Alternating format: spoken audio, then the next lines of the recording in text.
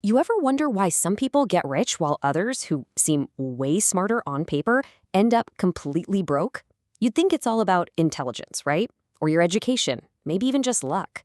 But the truth? Well, it's a lot more surprising, and it has almost nothing to do with what you learned in school.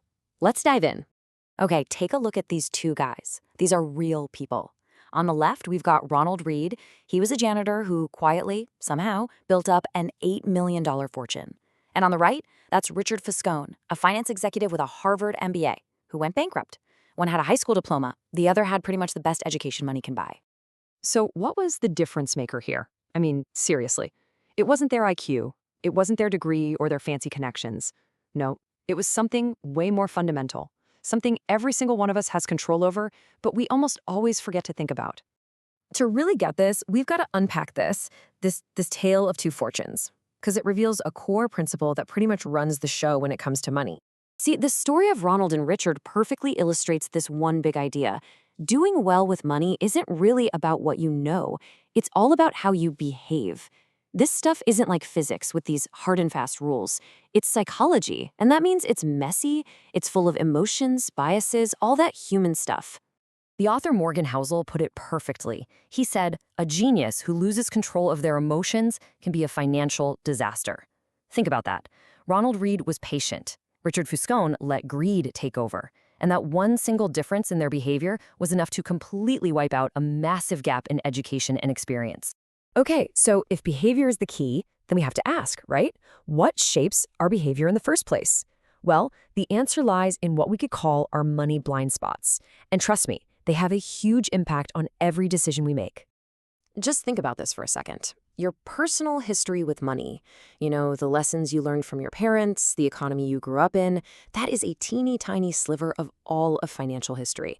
But for you, man, it feels like the entire story. It basically dictates how you see everything, from risk and opportunity to how you save. Let me show you a really concrete example. Let's say you were born in 1950. During your most important years, your teens, your 20s, the stock market, when you adjust for inflation, went absolutely nowhere. Zero. So what's the lesson you learn? Stocks are a total dead end. But what if you were born just 20 years later, in 1970? In those exact same formative years, you would have watched the market go up by 1,000%.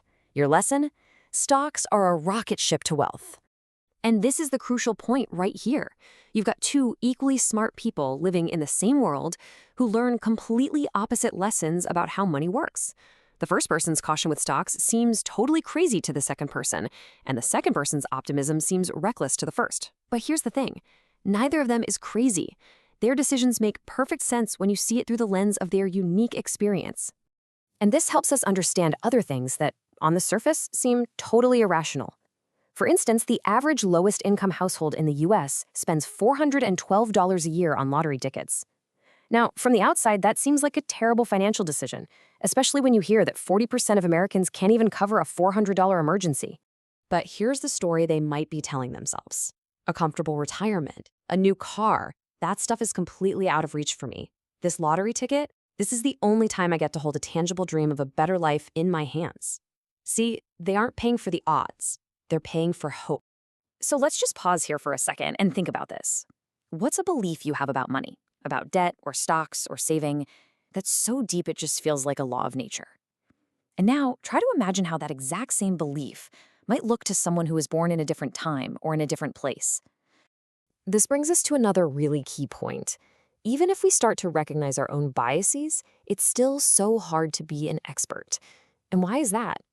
Well, because when it comes to modern personal finance, we are all basically amateurs. Just look at this timeline. The 401k, which is the backbone of retirement for so many people, was only invented in 1978. The Roth IRA? That didn't even exist until 1998. If modern retirement were a person, it would barely be out of college. We beat ourselves up all the time for making mistakes with student loans or retirement savings or credit cards. But we're playing a game that our parents and our grandparents never, ever had to play. We're all just learning the rules as we go. We're not irrational. We're just new at this. I mean, think about it. How could you possibly be an expert navigator when the map was just drawn yesterday? Now, this isn't an excuse, but it should give you a little bit of self-compassion. So if our brains are wired by this super narrow past, and we're all brand new to this game, what can we actually do about it? Well, you can start by actively trying to outsmart your own brain. Here's a super simple 3-step framework you can use. Step 1, uncover your money story. Step 2, question your assumptions. And step 3, this one's the most critical, embrace having room for error. Let's break that down real quick. For step 1, your story, just ask yourself, what was the first money lesson you ever learned? Was money a source of stress in your house growing up, or was it a source of security? For step 2, your assumptions, ask, is my view on the stock market totally shaped by that one big crash I lived through? Or am I maybe a little too optimistic because I only started investing during a boom? And for step 3, room for error, this is simple. You just build a plan that doesn't require you to perfectly predict the future. You build in a cushion because you humbly accept that you're a newbie playing a brand new game. You know, once you start this process, you realize something really profound. Money stops being this boring math problem and it turns into what it really is, the greatest show on earth. Because mastering your money has almost nothing to do with Excel formulas. It's about understanding your own psychology. It's a journey into your relationship with greed and fear and what you really value and what you hope for. And that really just leaves us with one last question to chew on. Take a hard look at your finances. Are they being guided by some cold, rational plan? Or are they being driven by a powerful, emotional story from your past? A story that maybe you've never even stopped to question.